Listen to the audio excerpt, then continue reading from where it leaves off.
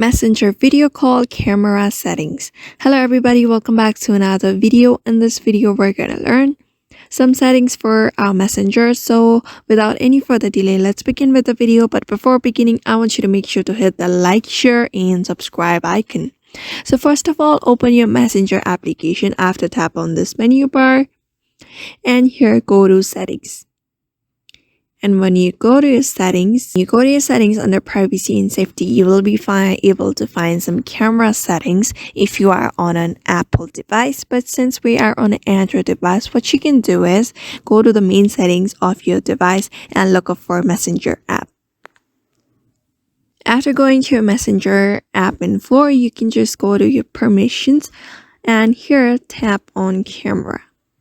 And here make sure you have allowed you have given permission in order for the Messenger camera to work. Here you may just tap on don't allow if you don't want the permission, or you may just allow only while using the app. So that's how you basically set up the camera permission settings of video call on Messenger. If that doesn't work, you may just restart your device for once, or you may just update your Messenger app and see if that works or not. So therefore, this is the setting that you can set for video call in Messenger. So I hope this video was helpful to you and thank you for watching this video.